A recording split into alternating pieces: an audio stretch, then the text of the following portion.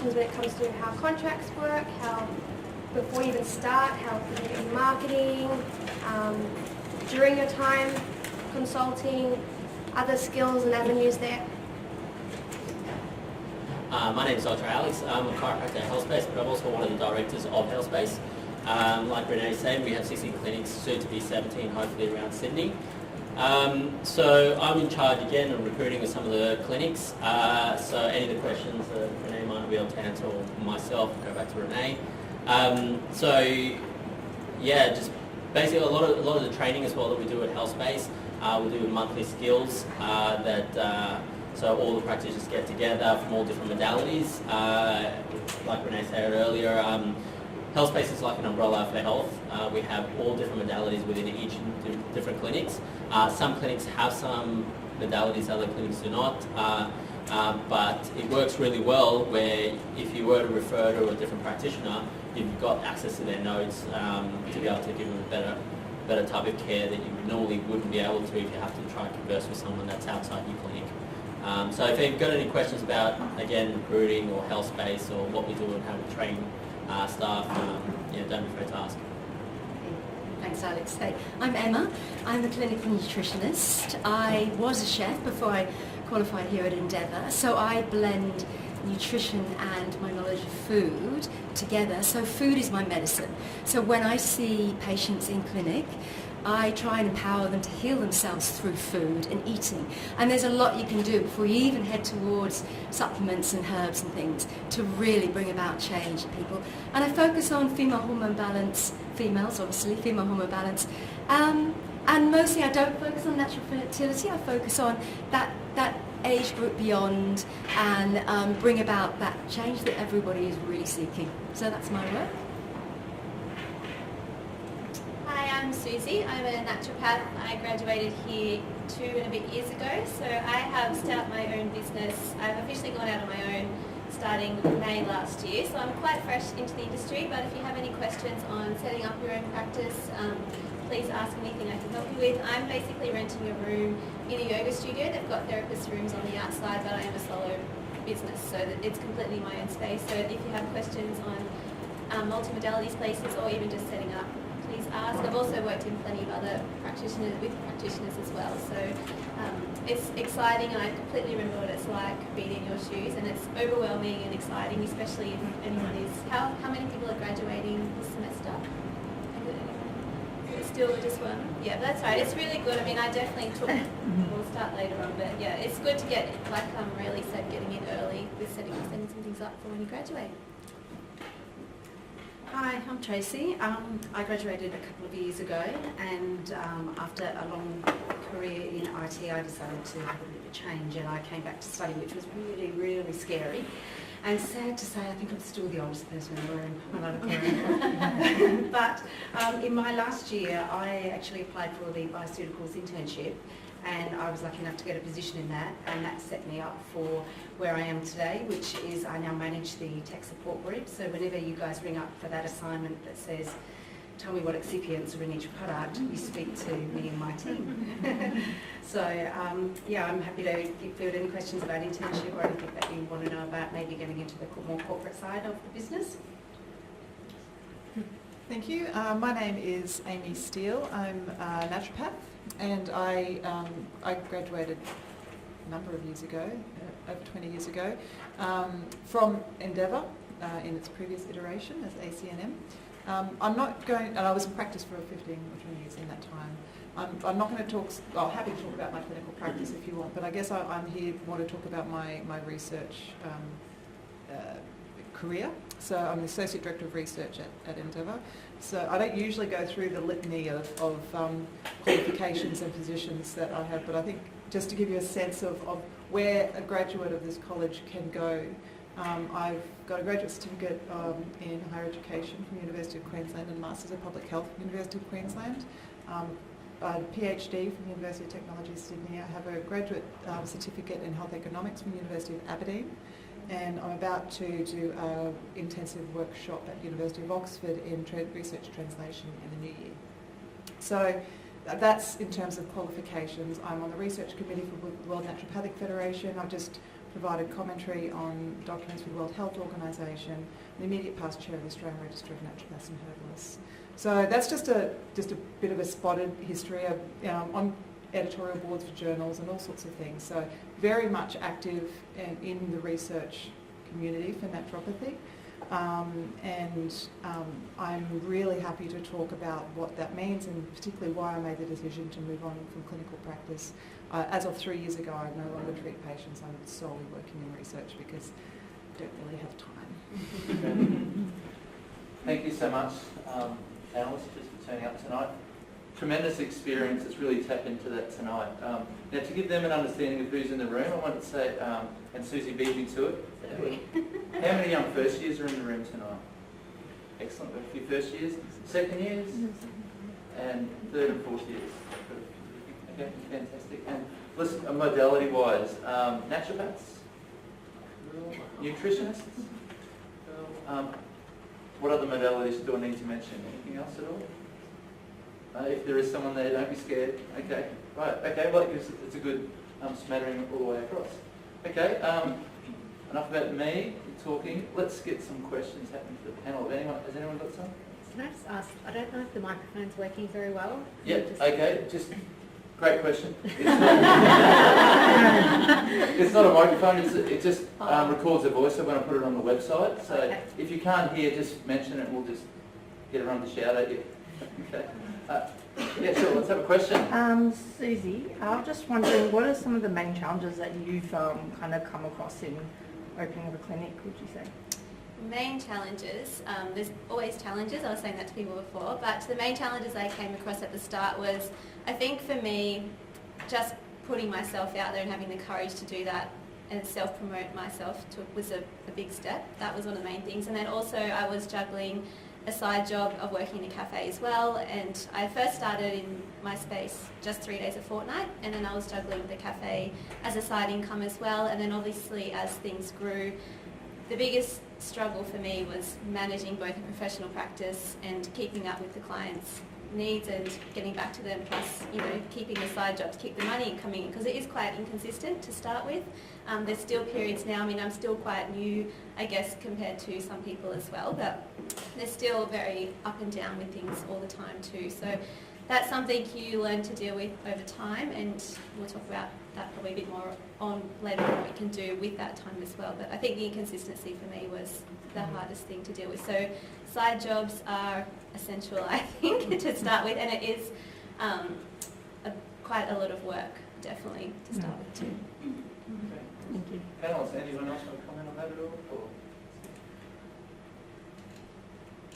Yeah, one of the things I find when people coming to work for us is not having that sort of, some people don't have that approachability of going out and promoting themselves, which can be really hard. What we find, we have sort of a list of things, maybe 21 things of ways of being able to promote yourself. So definitely having connections with local gyms, local health professionals around your area. I know you work with within an area that has other modalities in as well, so making sure you're going out there, and if you meet and greet, sending emails, making phone calls or writing letters. But one of the biggest things is just believing in yourself, really, because if you, it comes across really whether you're genuine or not. But don't be fooled that it's not just about sitting in your room and waiting for the next patient to come through, because they don't.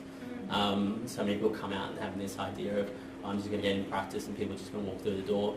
People don't know who you are, so you've got to go and introduce them, knock on doors, go to shopping centres, and there's 1,000,001 ways of skinning a cat, so to speak, but just believe in yourself.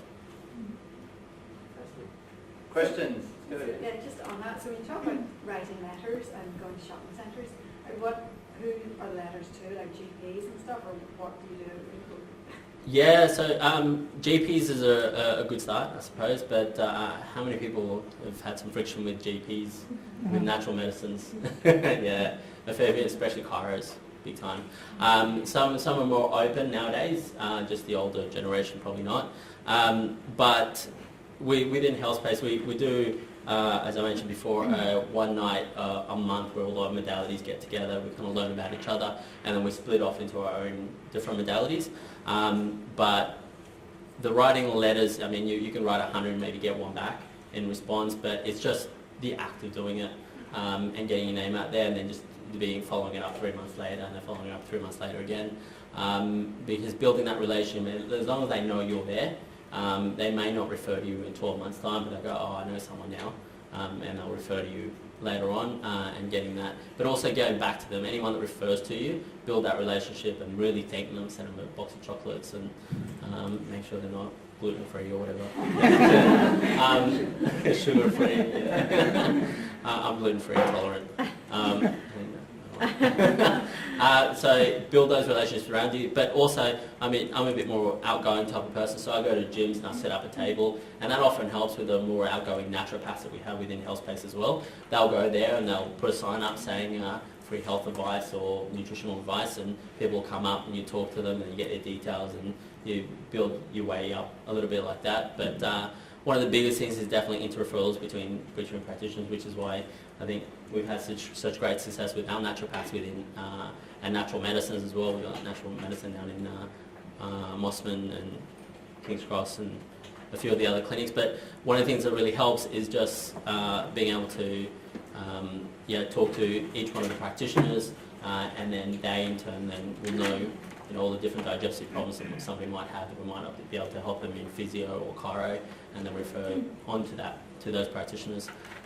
We've also got really good relationship with bioceuticals and Metagenics, and they actually come to our skills nights as well on the odd occasion, and they train us on the different products that they've got coming out, and we can even set up individual sort of training with them as well, with our individual reps. Getting to know those people as well, that's how you get the most referrals and build your practice as well. Just Tracy, can you tell us more about the internship program? So because you're just going through the recruitment stage at the moment, so it's probably, if people are interested next year, what would they have to do? So we opened the program up. Sorry, does anyone know about what the internship program at Bioceuticals is? No. Yeah, most So people. I'll run through it quickly.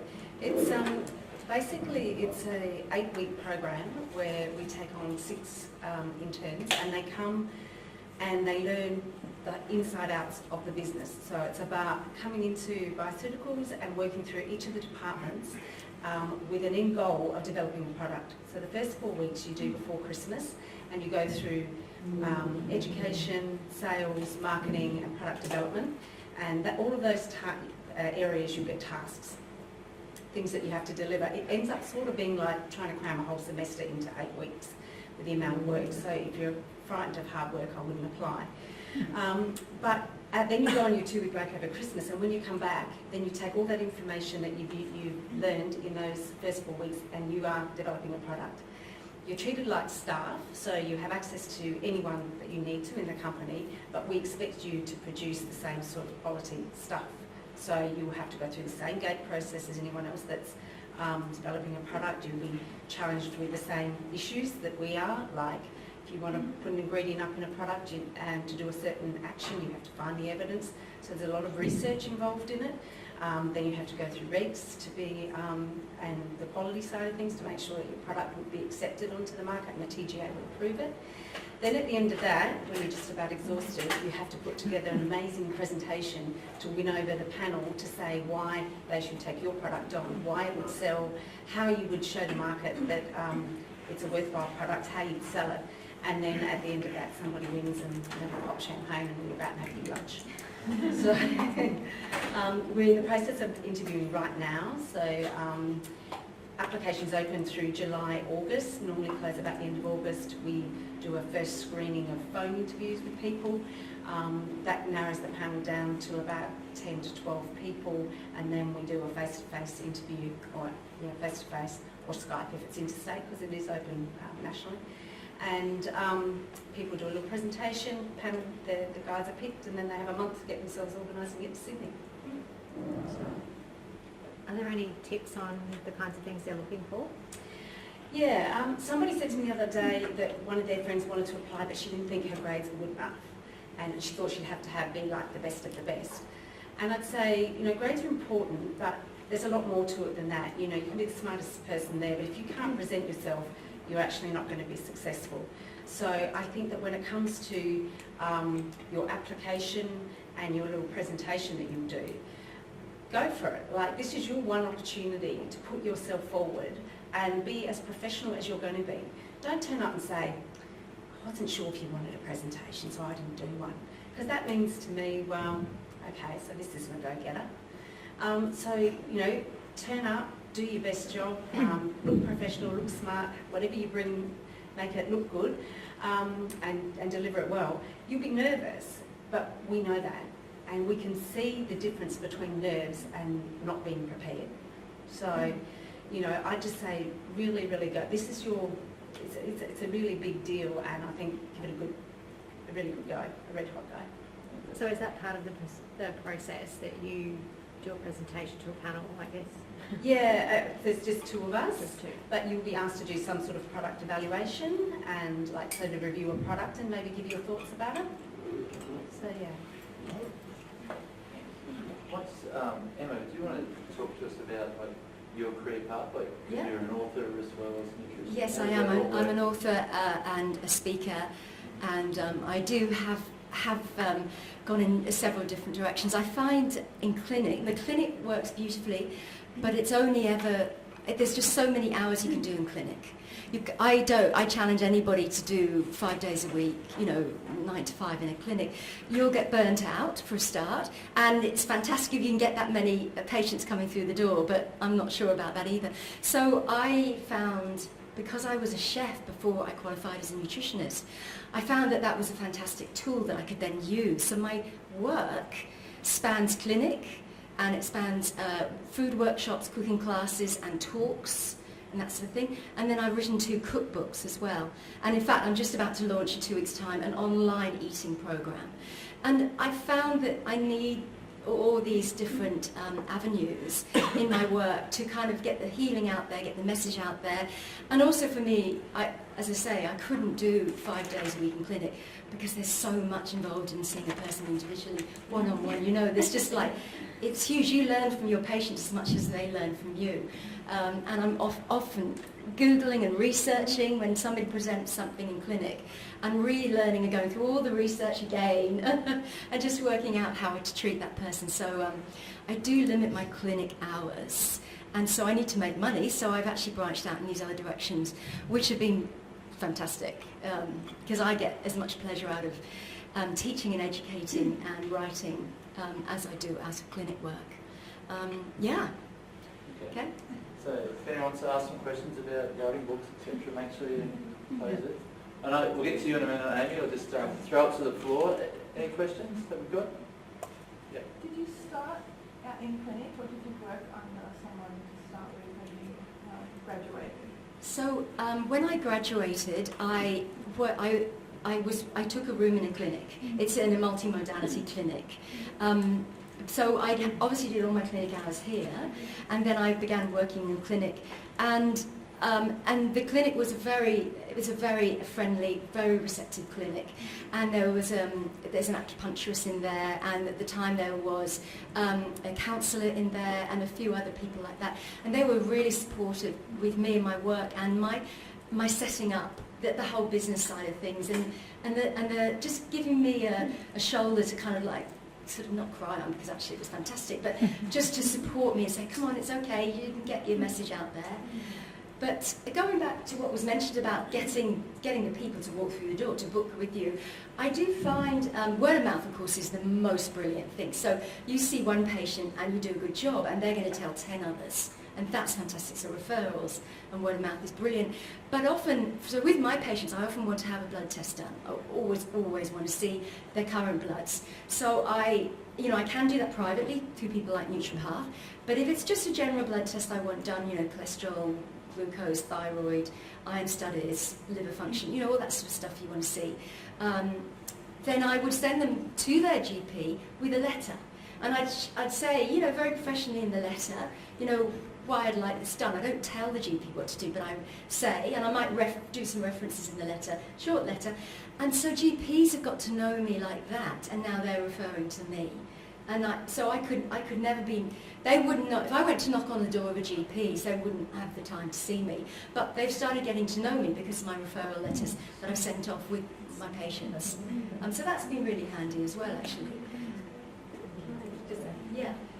Just something to add. I know that we have this facility, I'm sure that Metagenics and all the others do, but we have a find a practitioner, and when you have an account with us and you tick a box somewhere in your application, what happens is that if people want to find a practitioner by a location, they put a postcode in, and then anyone that has an account and ticks that box comes up.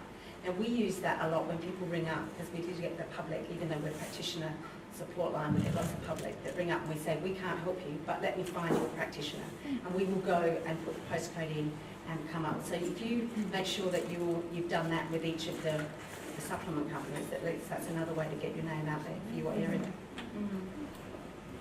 Amy, can you tell us some about the, I guess starting off with the honours program?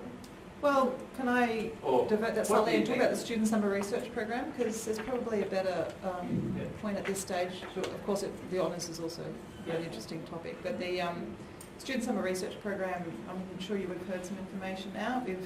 We've just gone through a recruitment round for the summer this coming. This, I guess it's a research version of the internship that Bioceuticals runs. So it's between 6 and 10 weeks, depending on the project itself, long. We only have 2 positions where students can actually be awarded a scholarship for it, so they actually get paid an honorarium for that time. And you actually work actively on a research project at that time, over the course of the summer period. The project's nominated by an experienced researcher. It could be an active project they've got going that you can work in, and it could be a literature review that they've identified. And you actually get to work alongside with direct guidance and support by an experienced research trained academic and usually clinician as well, to support you in actually being able to get the experience of research, get a taste for it and see whether or not you think it's something you'd like to do. It is a very competitive program. This year we had 25 applications and we've only got 2 positions that we can fund. So the value, I guess, to the research, to the people who participate. The first year we had 2 students, one of them's gone on to do a PhD. The second year we had 2 students, one of them's enrolled in the honours. The third year we had 3 students, one of them's enrolled in the honours, the other 2 were first and second years, have said that they want to do a research degree. So it's a really great experience for clearing up a little bit whether or not it's something that you want to go on and do research in, and in a really supported environment. But you do have to be able to put aside something full time and be prepared to put and grow your learning in that time as well. So I can talk a little bit about the honours, which is a really great bridge to if anybody is thinking about actually including research in their career in some way. It's a 12-month postgraduate honours, which means that you can actually go out into practice and come back and do it. You don't need to go directly out of your degree into the honours program, which particularly for the 4-year degree graduates that we have at the college, after 4 years, and I was just talking to someone before, a lot of them, it's 6, 7, 8 years by the time that it's all said and done. They just want a break before they think about taking on something else, and the honours is intensive. It is a GPA contingent enrolment. You need to have a GPA of 5.5 to be considered, and that's important to know because it's structured around already being scholastically strong. But it's an excellent program, and for those who are thinking about doing research, a lot of people think about doing a master's to go on to research. A lot of them don't realise this. If you do a coursework master's, it still doesn't count towards getting into a PhD because you still haven't developed research experience. You actually need to do a research project in the master's. An honours takes half the time of a master's because it's just the research project, and it's worth twice as much if they're considering whether or not they're going to allow someone into a PhD. If you get a Class 1 honours, it's worth more than a master's by research is worth when universities assess candidates. So it's very intensive. It's probably one of the most intense. We've got scholastically strong students coming on and saying this is the most intensive thing that they've ever done. But it's also is one of, again, we've had multiple feedback from, we've got students at the moment who are mature age students whose children work in an academic environment as well in big universities, saying when the children are looking at what they're doing, saying, I wish all of my students were trained in this stuff. It's one of the strongest programs you can come across for research training. We've had people from product companies who have said they would happily choose an honours graduate, even if you just did the honours and didn't go on to research degree, other research degrees, just because of the level of academic writing and deeper critical reading and reflection and ability to apply research methods that is not as strong in a clinically focused degree that you're doing at the moment. Of course it's in there, of course it's strong, but you speak to any of the graduates, any of the students who are currently in it, and they'll tell you they thought they really knew about how to write a paper and how to do research, then they did the honours and realised how much they still hadn't learned yet. So it's very strong in that sense. Just one question from a careers perspective, for a first year or third year, whatever, are there any attributes that you see that someone would be successful in research? Because some people think, I'm interested in research, but I'm not sure whether that's for me. One of the things I often think of is people say, I couldn't possibly do research. And I often think to myself, do you think, like Harry Potter and I was hit on the head by a wand at birth? Like, it's research like anything else. It's a set of knowledge and skills that you learn through practice and application. It really is. And of course there's going to be a general set of attributes that some people are prepared for. But ultimately, it's persistence and attention to detail is one of the biggest things. Doing a systematic review, so much about research is just following a process. It is so systematic and process oriented. If you're someone who likes structure, research is fantastic. But the other thing that people don't expect in research is how much creativity is involved. When I was at high school and I said I was going to go on this sort of science health route, so many of my teachers said to me, I can't believe what a waste, you should be doing English, and if I studied English, I may have gone in to become an author, may become an English teacher. It's very limited. I write every day. Every day I write hundreds of words, and I've published over 80 peer-reviewed journal articles and book chapters, and I write constantly. Reading, reviewing other people's writing, it's a big part of it. And coming up with new project ideas and thinking through problems, so much problem solving, creativity and attention to detail and being systematic. These are not magical powers. And one of the best things that I was ever told in the early days of me doing research was that the statistics is one of the things that scares people most, right? If they say about statistics, they start screaming and hiding over their bed. Is that one thing you need to know about research to do statistics is a good statistician. And one of my colleagues is a professor of biostatistics, and I've learned some statistics along the way, more than enough to do the sort of regular research that I do. But any time I get stuck, I know who to call. Questions? How many contact hours are there in the honours program? On the books or in reality? Both. Look, it averages out to, it is full-time. And, if someone says to me, I've got 4 kids and a part-time job and I want to do the honours, I managed that through my bachelor degree. It was a bit intense at times, so I had to say no. No, it's a full-time commitment. In the first semester, if you're studying at full-time, there's a block of time around week 6 to 10 where you'll be probably doing about 50 hours a week. All right. Going into the second semester when you're running a project, it tapers right back and there's a lot more flexibility. So one of my current honours students, he is running his clinic at the same time.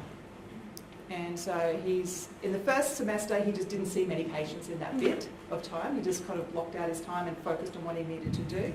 And he was doing his literature review, which is quite time consuming, and a number of other things. Moving into the second semester, he's picked his clinic back up and he's working on his thesis and doing his data analysis and data collection and everything else along the way. It does depend a little bit on the project, which is also why it's hard to say.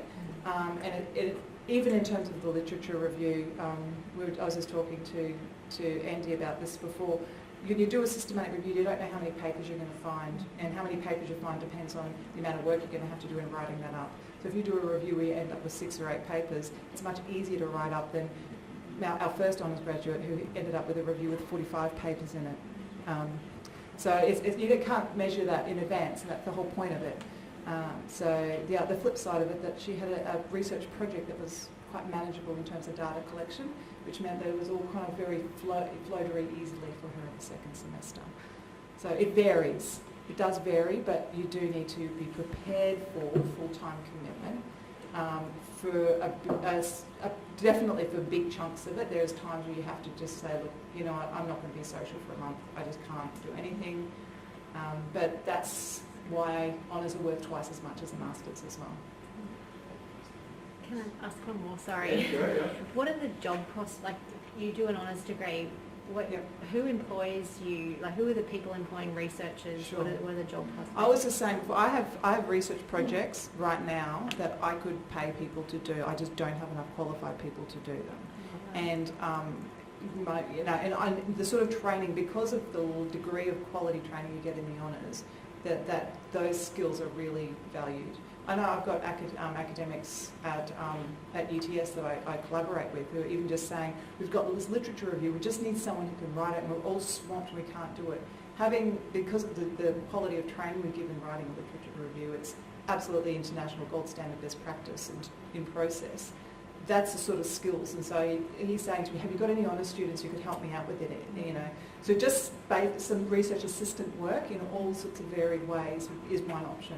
As I said, I've had direct feedback from product companies saying having graduates clinical training and strong research methods they would pick them up in a heartbeat on top of any other direct clinical graduates for technical product training.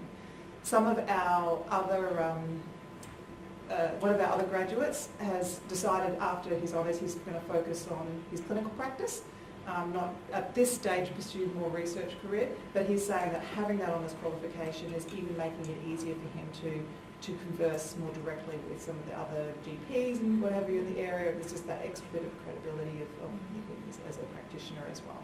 So that's just a couple of examples. So it really, it's another level of training, it's a deeper level of training, and in a field or in a profession where research is acknowledged as being really important to progress the profession, it shows a real commitment to having to progressing evidence in the area.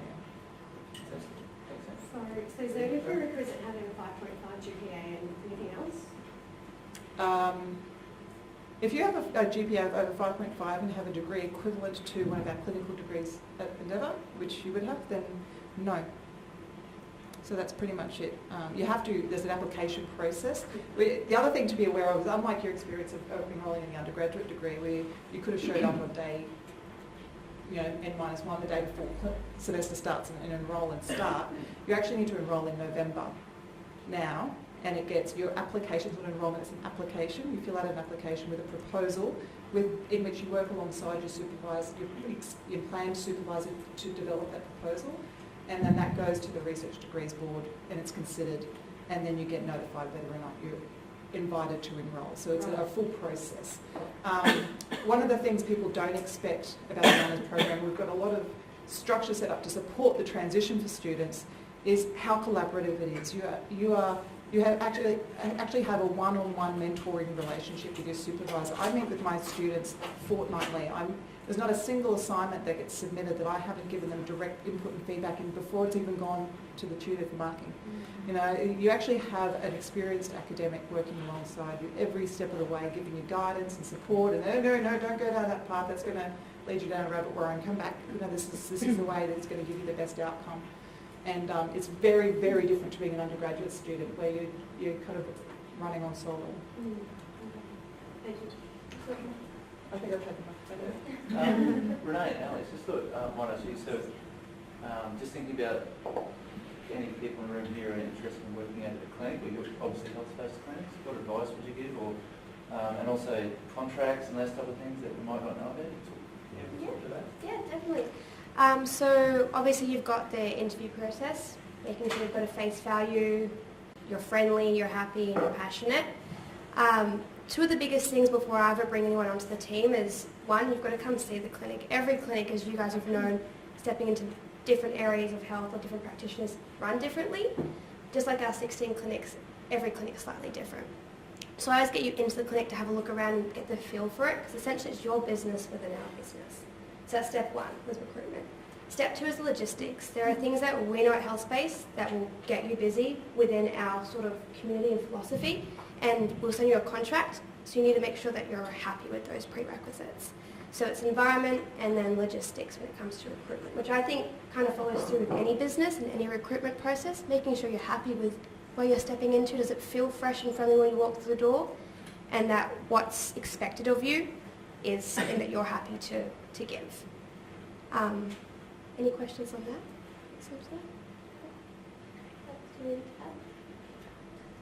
Also, just getting on with the team. I mean, we all get to work with these people day to day. One of the biggest things we really recommend within all our clinics is swapping modalities. So treating the rest of the clinic with what you do, and then also in turn getting treated by them, all the chiros, physios, massage therapists, all that, which is always a fun thing to do when you start with a new company. What it also means is that not only do you get to know what other clinicians do and how they do it, so you know the right person to refer to should you need to, they also get to find out about what you do and how you specialise in whatever field you're in, and then how they're able to refer to you. And we have a lot of social events as well, so you'll get to know each other, and we work pretty much like a family. Within each clinic there's a little family, and then we have our big family with all the clinics as well. Yeah. Sure. So if I'm a nutritionist or a naturopath and I'm interested in working for your clinics, and if there's already a naturopath and nutritionist there, do you only have one per clinic, or would you? No, we definitely have multiple. I think someone said on the panel earlier, there's no way possible starting out that you can work 5 days a week. For our clients, because we're chiro based, a lot of our clinics run by 4 chiros, and then the other modalities link us through for the umbrella of health. It's always great to have a nutritional naturopath available through Monday to Saturday, because the chiros don't know the things that you know. And a lot of time one case isn't based on physical things, as you guys would know studying that. So they'll get you in the room to give just that little bit of information to entice that client to know that they need to make a change and that you're the gateway for that. So definitely not. There's, I think at King's Cross, which is our largest clinic, there's 13 treatment rooms and over 30 in our staff. There's 1 naturopath, 1 nutritionist, and we still have 3 days full open for someone else to join our team.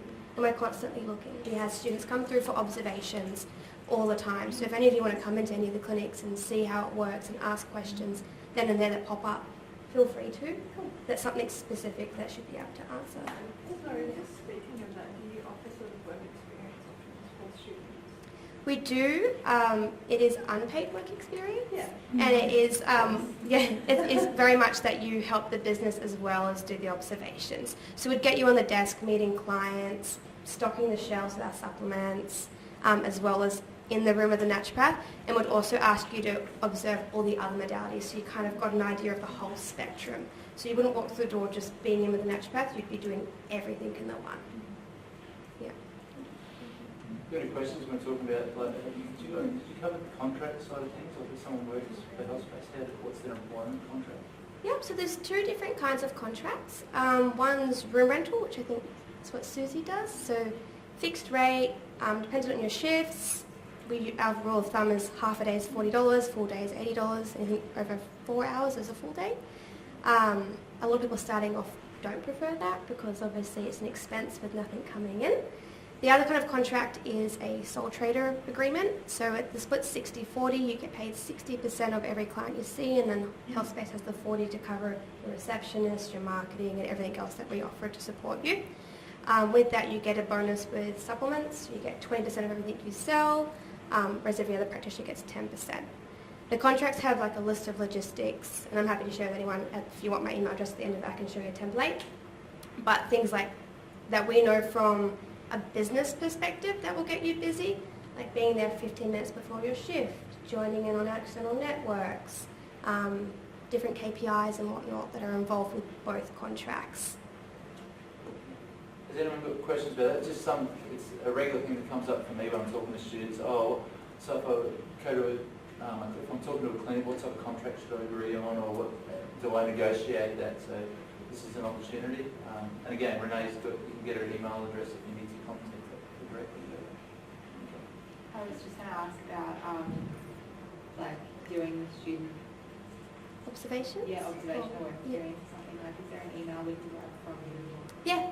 If you shoot me an email, depending on where you live, and also like Alex said, not all clinics have a nutritionist or naturopath, but I can link you up with whichever's best. And I'll always try and get you with someone who's a bit more experienced as well, so you can get really involved in everything that they're doing. And they'll have back-to-back clients then, so it's making use of your time there.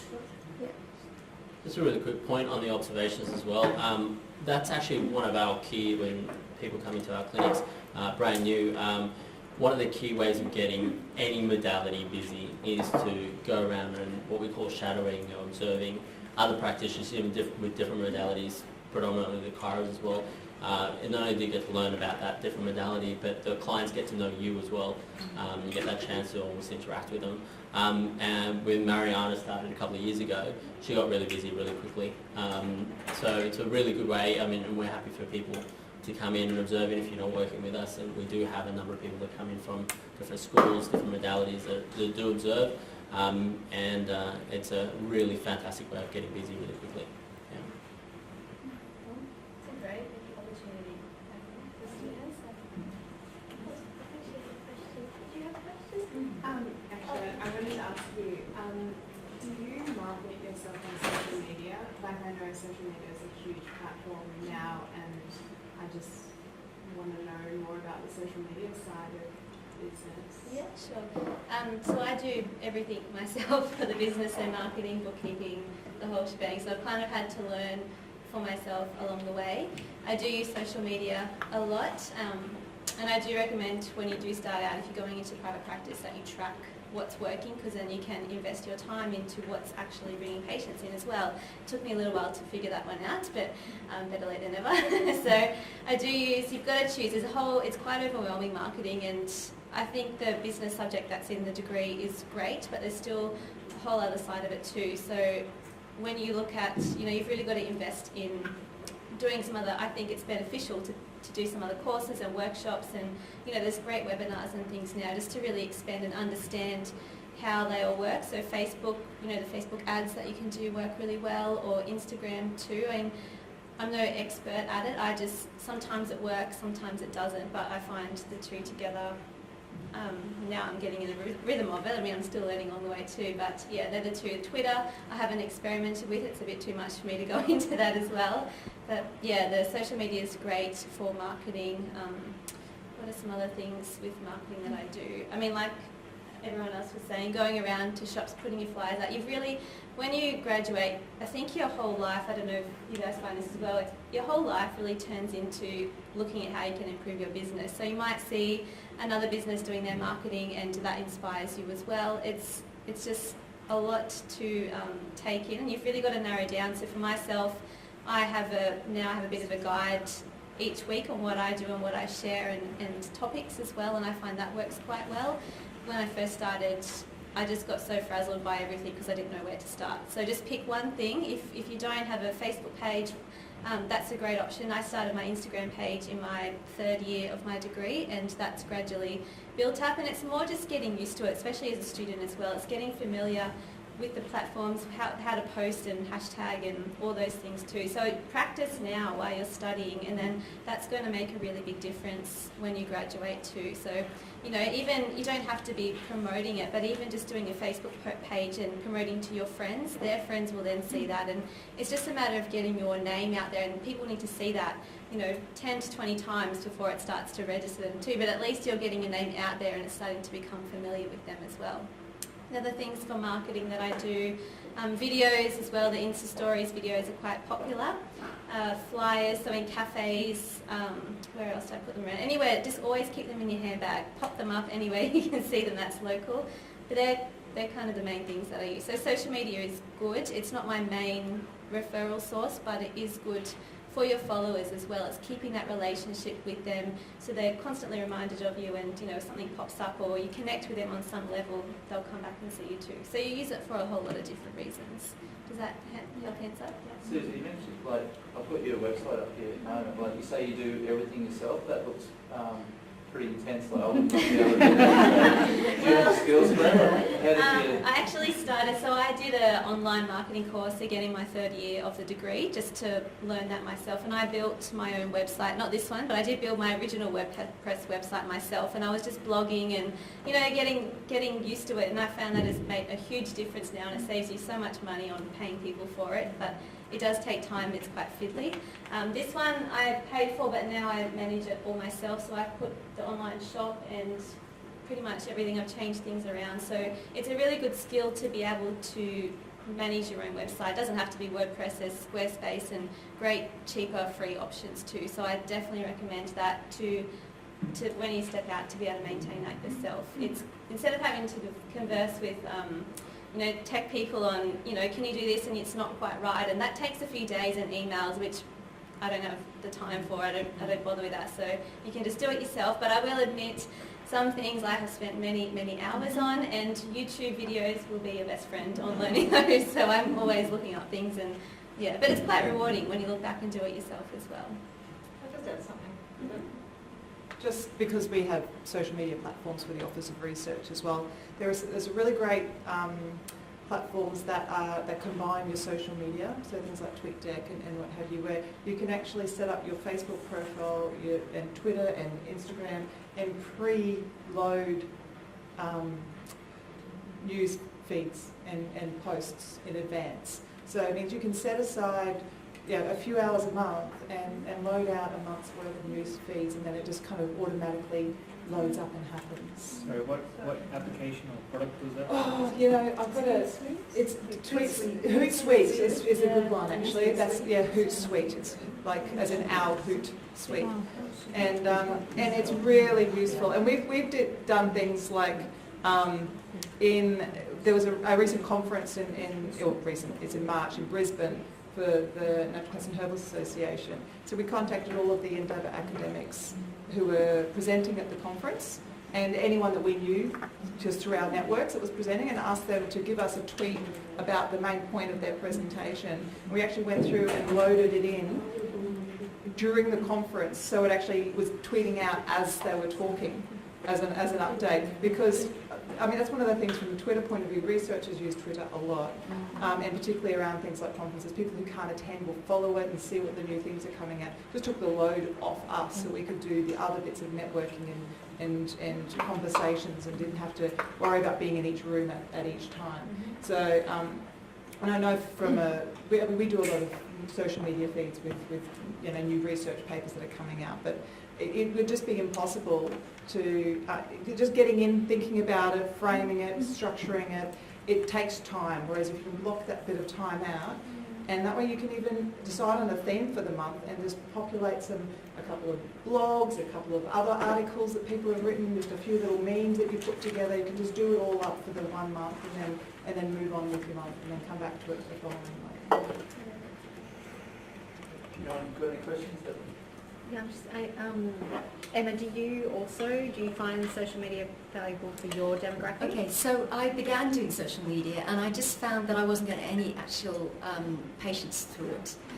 So I don't know how you found it a little bit. So it's good to get your name out, but actually what I found is through my talks. So I do some free talks and I do some paid talks, and I found through all my talks and all that sort of thing, I've got masses of email addresses. So I have a really big database, and that is gold.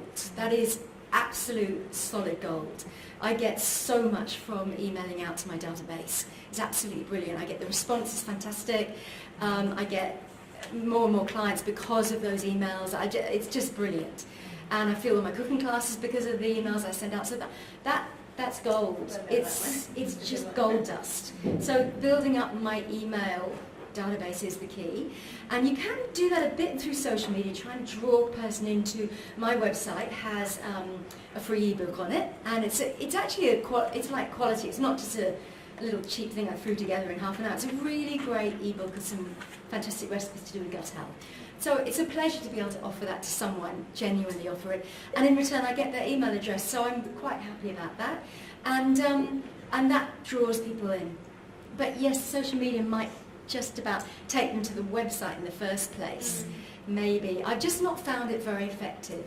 And so I've actually pulled back on it a bit because it was taking up too much time, taking me away from my core work. Exactly. Yeah. This is the problem. But the Hootsuite's good when I can remember to load it up. Just one more thing, because you mentioned that you were dealing with women who've got post-fertility as well, and so it's a really clear, just coming in from the research side of things, that there's a real demographic split in how electronic communications are used. So definitely in an older demographic, emails would definitely be the way. So many younger people these days just aren't interested in email. They get so much on email, and they're the ones who are on Instagram and doing all the other things, whereas there'll be a lot of 55, 60-year-old women who wouldn't even really know what Instagram was in a meaningful way. Can I just qualify that? It's interesting. That's exactly what I thought. Yeah. But then I did actually a survey. So actually, once again, with my email database, I do surveys periodically, and that really engages people, and that's brilliant. And I did a survey, and I asked, because I wanted to know this, and I asked them who is on Instagram, who is on Facebook, and overwhelmingly there were, and mostly that was because if they had a child, they needed to be on there. So actually, they're on it. And I didn't realise that, yes. And actually, because I had that preconceived idea about that. So it's not necessarily not an avenue for me. You're right, yeah. But also, because I've attended plenty of the free marketing workshops and online ones, and yet there's so much, and it's really worth it. And some of them have some really fantastic data for you to absorb in about social media and stuff like that. And the overwhelming thought was very, very rarely will people go off Facebook or go off Instagram and through to, say, a website or something like that. They don't want to, they get irritated, they have to leave it. So like Susie was saying, yes, good. Yes, getting your name out there, hit, or your face out there, hit, it's good, but getting them to get onto your website, that's a whole other challenge. And I've found the talks I do to bigger numbers much more. The talks are great. They're People so love good. talks. Yeah. They do, and workshops as well. Yeah. Do you find it a challenge staying relevant with your emails and things? Because I myself, I get a million emails and I just get sick of them. I'll find someone I'm really interested in, I'll sign up to their email, I'm really passionate about it, and after 3 emails I think, please stop. No, absolutely, I'm the same. I'm always unsubscribing. Yeah, you've got that. So first of all, I don't email out often, which is contrary to the marketing you get told, email out, bug people, keep emailing, keep it up front and centre. Well, I get really shitty and irritated if I get some emails from someone, so I decided I'm not going to be that person. So I email out maybe to my database maybe every fortnight, and I keep it very relevant. And it's just got full of fantastic food photography. I always offer a recipe, and it's my recipe, and it's exclusive to my email database. And then there's always a point and a reason, a real genuine reason to do the email out. So it's none of it's fake. And I think the thing is, we have to be genuine in all our work. We're really great at what we do, and people need to know that and be very genuine about it. Yeah, and what we've got to offer.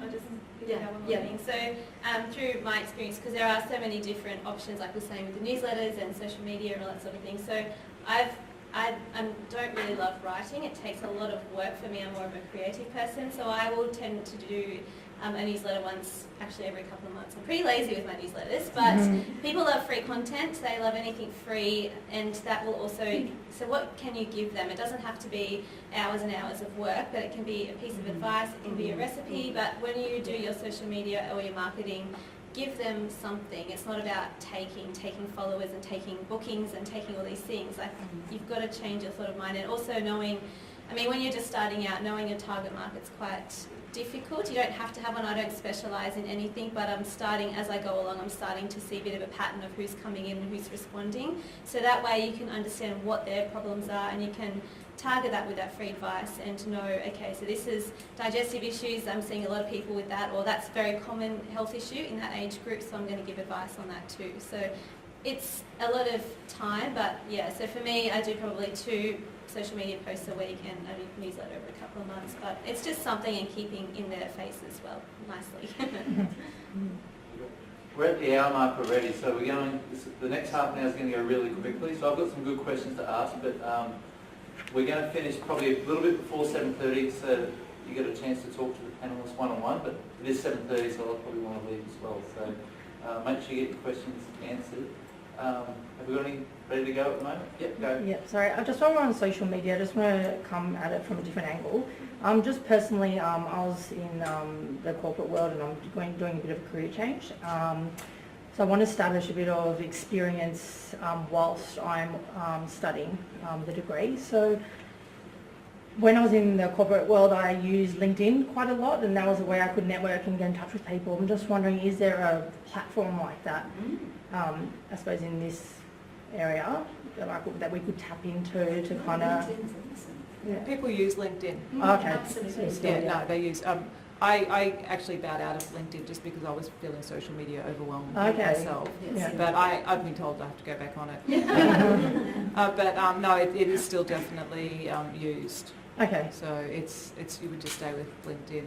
So there's no secret natural therapies networking How about social media career platforms? So I use the one via Endeavour, the careers where it has roles and stuff. Is there another place, like Seek is not really used that much anymore, is it? Or do you know, I feel like that's kind of, like, how would I reach out to find potential opportunities to start building my experience, so when I'm at the point where I'm ready to kind of, when I finish, I can kind of, I mean, I can talk to that, like, you just go into the, like, it's just about being on those platforms, like the ones you mentioned, that there are opportunities there. Okay. It's just about being on there regularly to notice them. So, Yeah.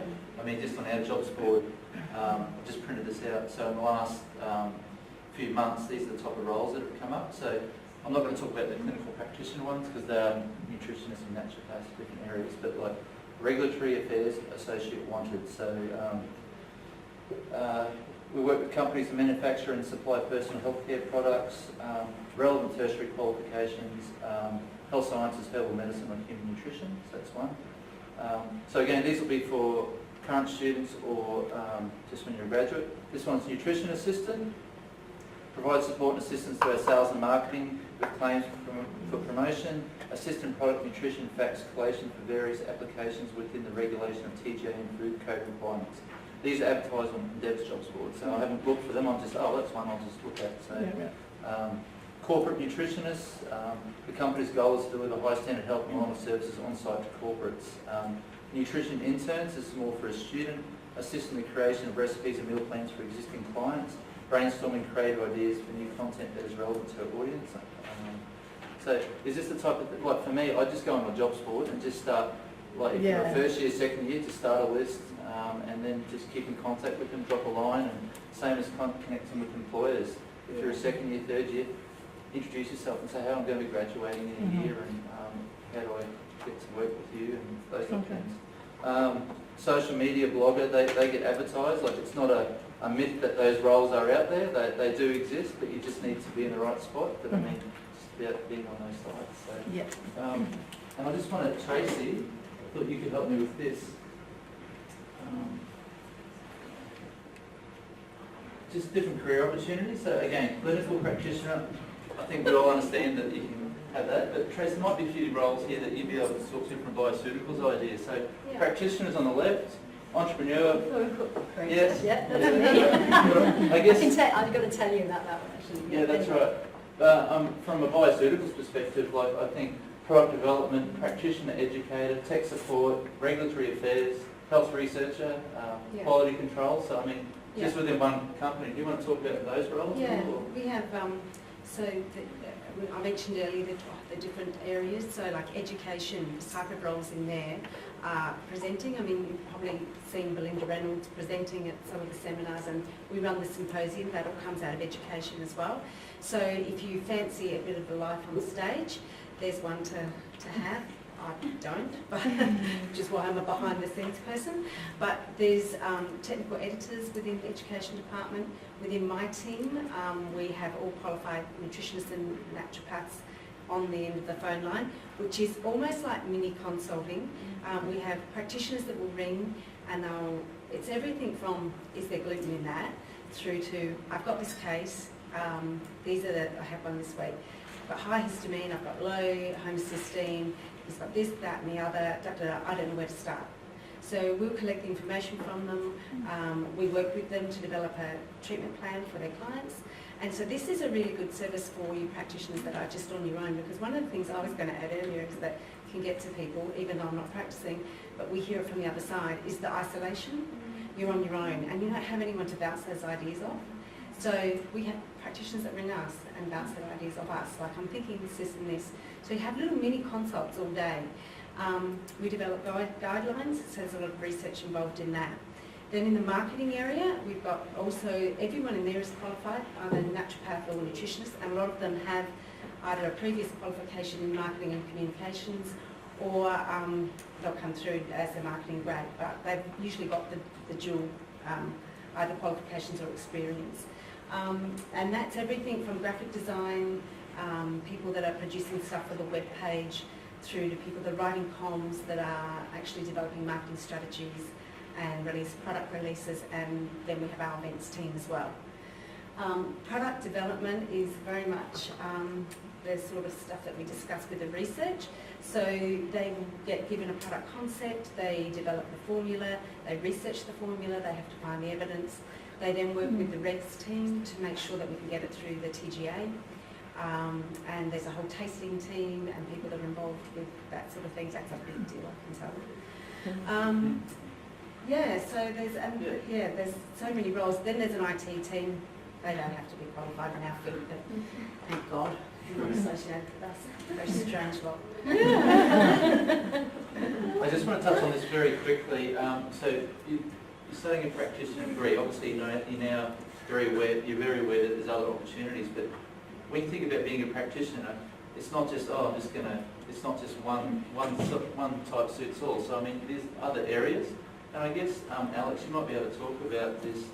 So you might want to connect with a chiro. Like, are there any tips that you give for creating a partnership rather than, like right now you're going, oh, should I start my own or should I work in a multimodality? You might not want to do that. So.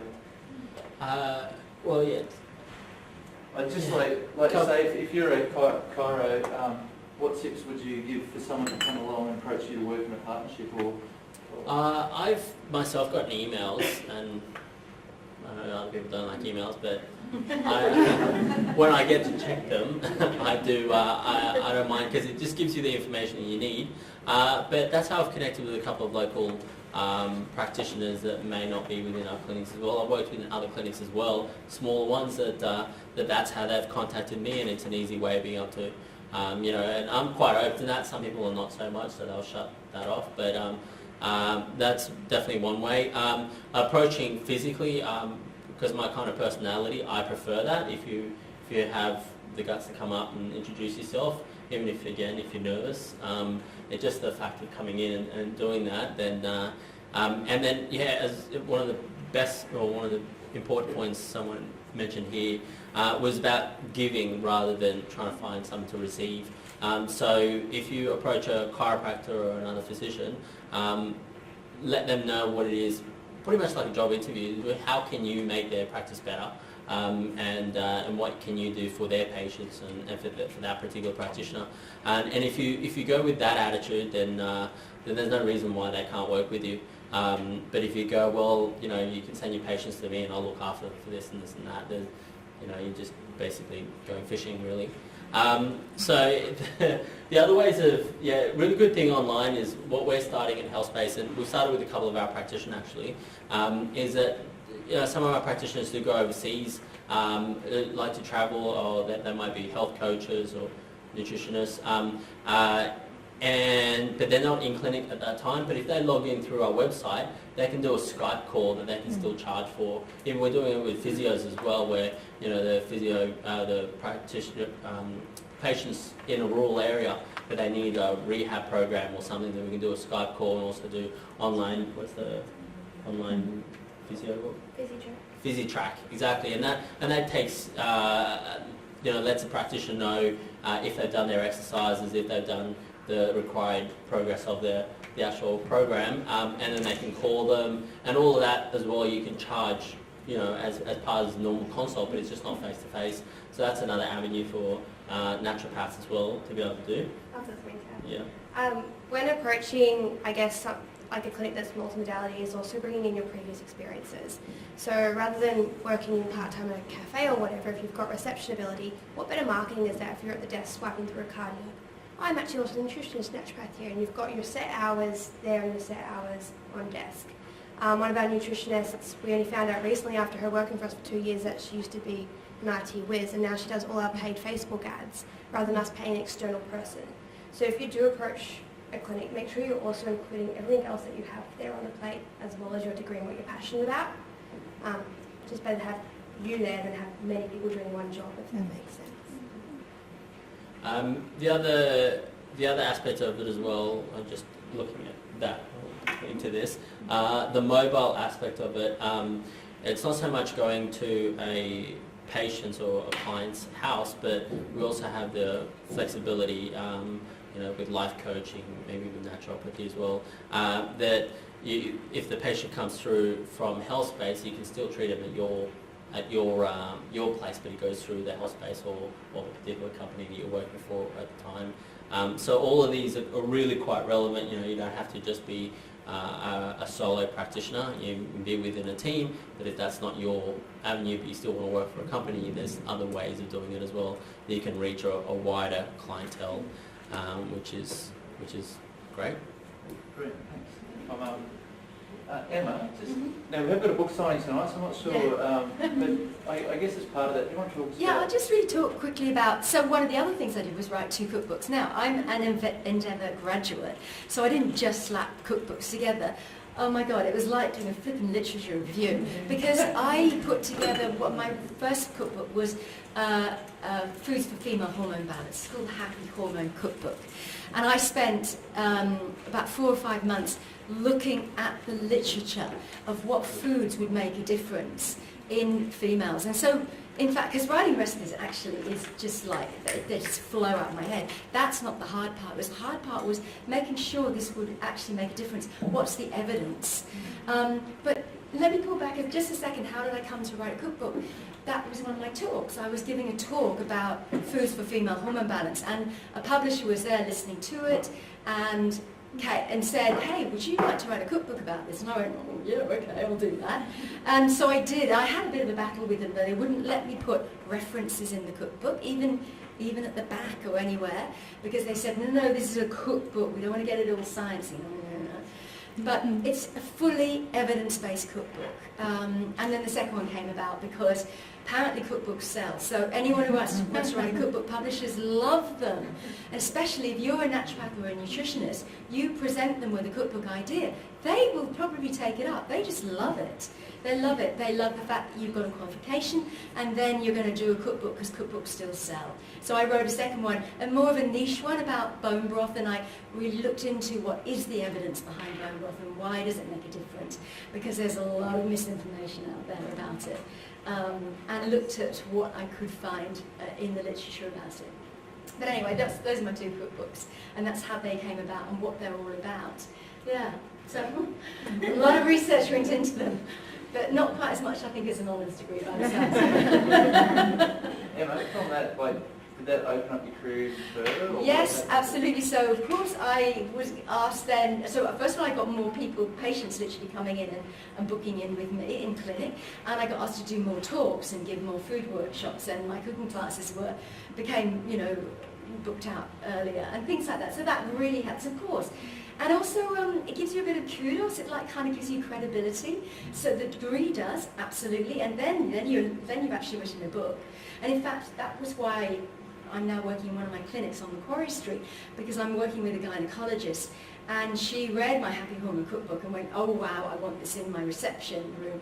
And then she started her own practice and wanted some practitioners in, and she approached me and said, would you come and work in there? I went, oh, yeah, yes, please, I'll definitely work with you, but that was also because of the cookbook. Yeah. So, yeah, it's good. Can I add something?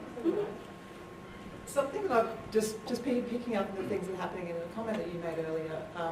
Of course, naturopathy and nutrition are both unregistered professions. There's no protection of title in Australia, which means that there will be people who've got lower qualifications, who haven't studied to the degree that you've studied, who will be out there competing for the same clients in the marketplace. And so one of the things I had to learn going into research, one of the things you have to do in research, like the little spiel I did at the beginning, is to find the right way to sell yourself in a way that sets you apart. And it's a hard thing to do, and very few people find it easy to stand up and say, I'm so great because I've done these things and I do these things, and that makes me really special and unique and different to the person down the road. But all of the things, whether it's even currently working at a product company that conveys a credibility, having the experience of having written a cookbook conveys credibility. The work that Susie's been doing, there's ways that you need to sell yourself, of capturing the part of you that confirms to the average person in a way that they measure that's important. Absolutely. That you're different and you are the one that they want to go to. If they just think, I want to go and see a nutritionist, then the person who's written a cookbook may be the person that they'll go to. Not to say that everyone has to go out and write a cookbook, but you really have to work on your profile, and that's where the social media stuff comes in, the profiling. That you stand out. And finding the things that allow you to stand out, whether it's you've done a research degree, whether it's the other elements of possible things that you've got that you could build in. The fact that you've got corporate experience, whatever it is, it's really important that you learn how to sell yourself, because you are your product, and that ultimately the difference between someone walking into a health food store and getting advice from, or a pharmacy and getting advice and some supplements, versus you have to show them why going to you makes a difference. And part of it is that you as an individual offer them something. And so being really clear on that and practicing making that statement. I am unique and I do have amazing qualifications, and I need to be able to tell people about it. Absolutely. A little bit sort of on topic, but one of the things I learnt starting out that I struggled with, like you were saying, getting the feel out. So people with social media and your website, they will get a feel for you because they will check you out, whether it's a referral or not. They will suss you out, and I do the same for other people as well. It's okay if you're not going to fit everyone. Not everyone is going to gel with you. Not everyone's going to like your style. And I took that really personally at the start, and it took me a little while to adjust to that. But I really am. That's one of the things I can really advise with you all, and you will learn that all with time as well. But it's okay if they don't mesh with you. It's nothing that you're doing wrong.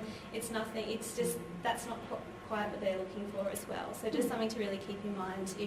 If they don't come back, don't blame yourself. It could be for many, many reasons. But yeah, it's not, you won't gel with everyone. So just to add to that, it's not a bad thing. I learned really early on.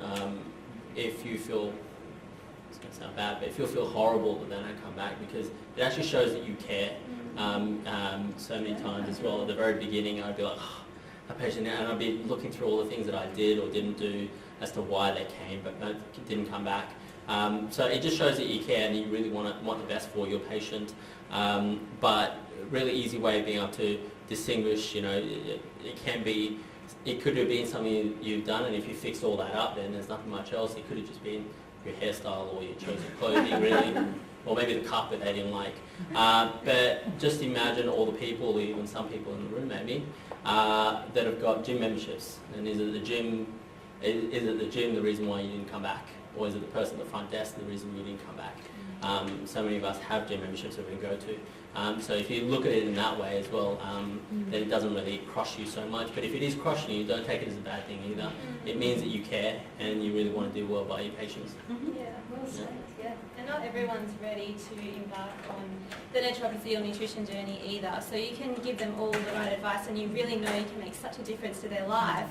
But they might not be ready to take those steps either, and you can't force that. They really have to be ready to take that on themselves too. So you can be there. They might come back, and they do come back, you know, further down the track when something's changed or something clicks. But it's all about planting seeds in their heads as well. So while you not be able to, you can't always fix all their problems. You might inspire them a bit further down the track, or they'll be doing something. They'll think, oh, that's right, Susie told me to do that. And you know, there's so many other ways you can make such a difference, as opposed to, you know, we really can't fix everything. So just keep that in mind too. I might just at this point have to give the panellists 1 minute each just to talk about, are there any further tips that we haven't covered? I know, finish what you're about to say and then... Sorry, just blanking on that for a second. Totally blanked out. Totally, yeah. This is going to be that moment of the night. I've We'll let it go. totally lost it. If I think about it, I'll Yeah. Does anyone from the panel want to have a crack at any tips that you give to first years, final years? Or? Still the microphone. Yeah. Someone dance. Just a little one. Definitely ask as many questions as you can to everyone. All the lecturers here are amazing. I asked a billion questions, and I still ask a billion questions now, whether it's to other naturopaths or nutritionists or people in other health industries. You know, really surround yourself, especially when you're starting out, surround yourself with people who understand that you've got to put in the hard yards and that it's inconsistent. Because when you're struggling and when you're having really quiet weeks and you talk to people who don't quite get what it's like, it can kind of dampen that spark a little bit more. So really have a good, strong network around you of people who understand what it's like. And yeah, ask Cherie. Is Cherie still here in the student clinic? No. Oh, she's changed. Well, anyway, the clinic manager, I bombard her with questions all the time. So ask everyone. You will continue to learn and have a really good, strong network when you finish. The other thing I'd say about keeping your networks is really do make sure you stay in touch, because since I was in the first intake of interns, since then a number of the girls that were in the program have got roles with Bioceuticals and with other companies on the back of their internship, but also I called 4 of the girls that I went to college with, and they're all working there now too. And so it's sort of like, you know, it's good to keep your friends close. So, you know, keep your networks tight. It's really worthwhile. The one question I probably get asked the most as a clinician and a researcher is, do I miss clinical practice? And my answer to that is always yes, most days. And there's 2 reasons for that.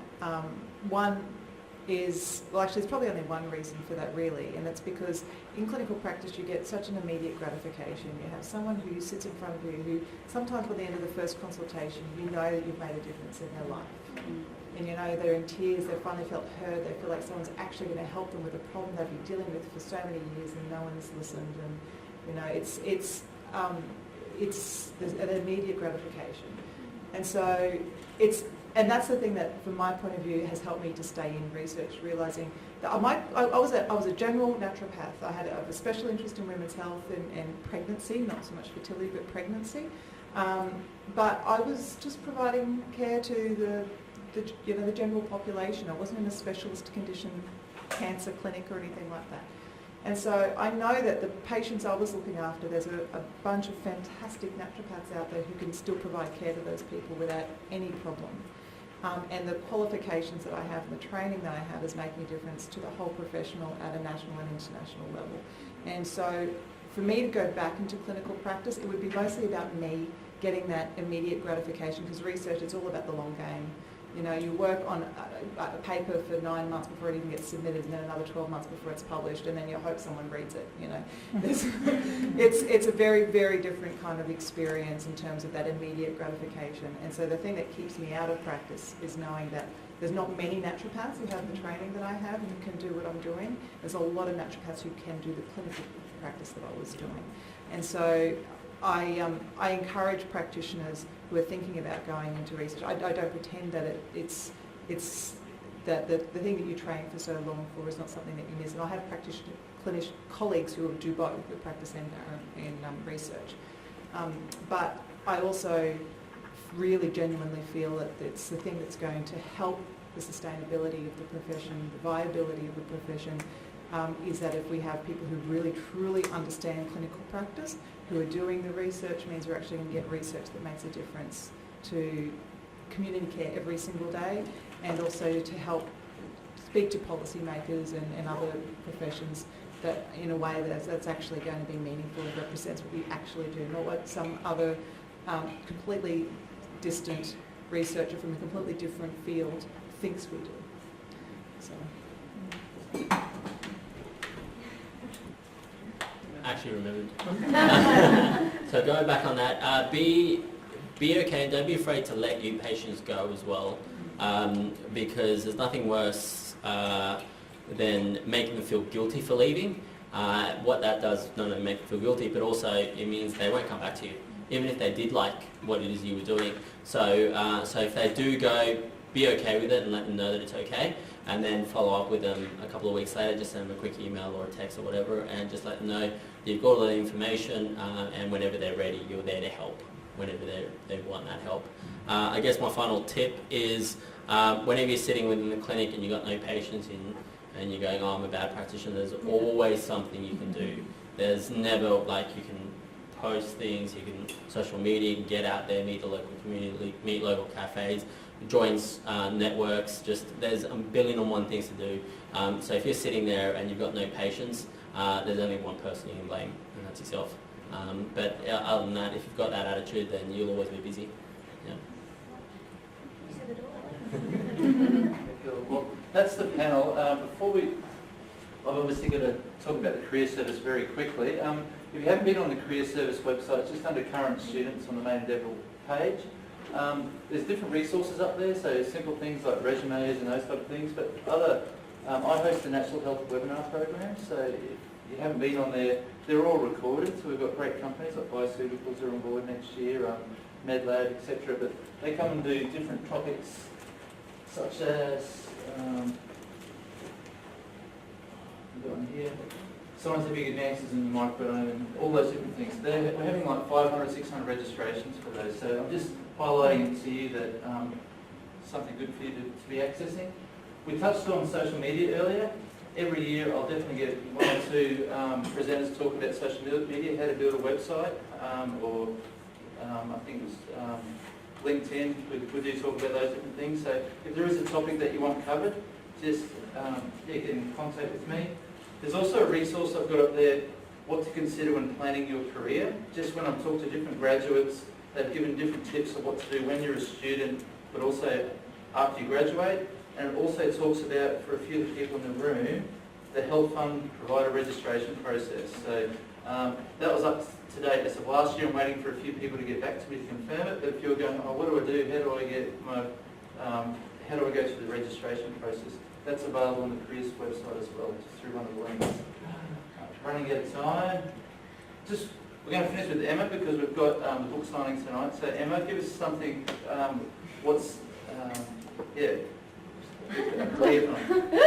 okay. It's all right. Just think about the career that you've got at the moment. Oh, well, okay. So as you've probably heard from me, I don't just see patients in clinic. That's not all I do. I find you need a blended career unless you're doing the full-on research and the work that you do with bioceuticals. But I find that you really need this blended career of lots of different areas. And also it keeps it interesting for you as well. And look, it's just funny you were saying about patients and things like that, and it's okay to let them go, and I agree with that. However, no one walks out of my clinic without having a forward booking. It might be in 12 months' time. Say, hey, why don't we touch base in 12 months' time, see how you are. They're in the diary. Don't let anyone walk out of your clinic without a forward booking. 6 months ahead, 12 months ahead, if you think their work's done with you initially. So you kind of just keep that going. Yeah. We thank the panelists tonight. Thank you so much.